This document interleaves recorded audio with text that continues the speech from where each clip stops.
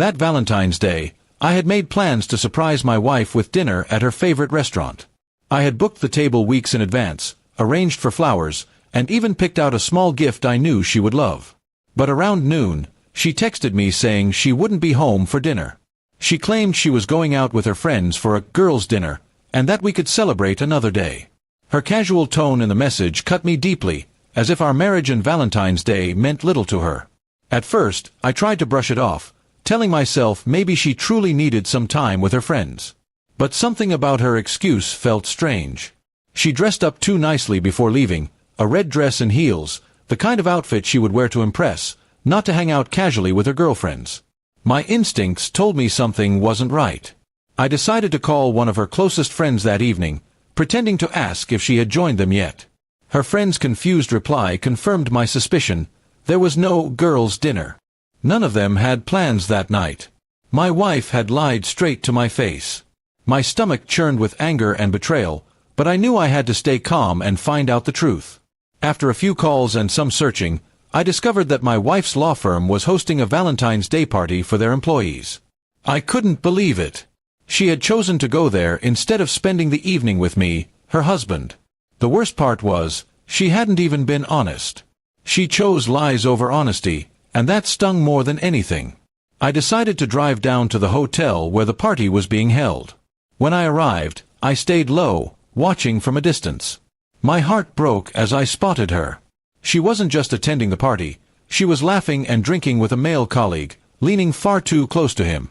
The way she touched his arm and smiled at him told me more than words ever could. In that moment, everything changed for me. Valentine's Day wasn't about love anymore. It became the day I discovered the truth about my wife.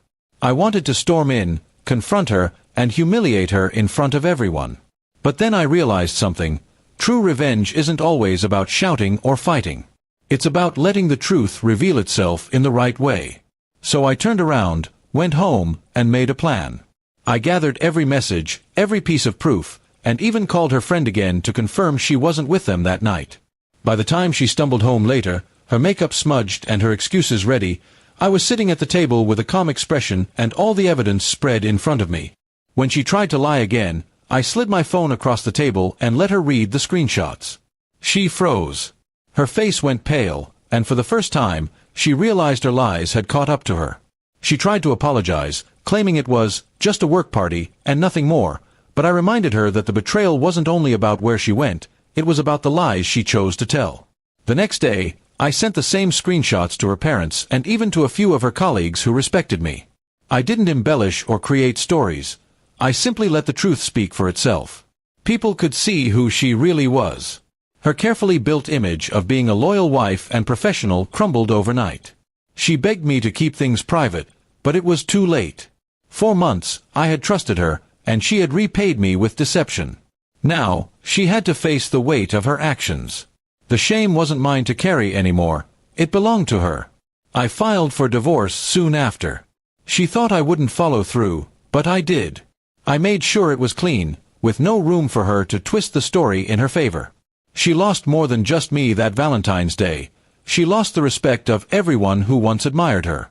As for me, I didn't look back.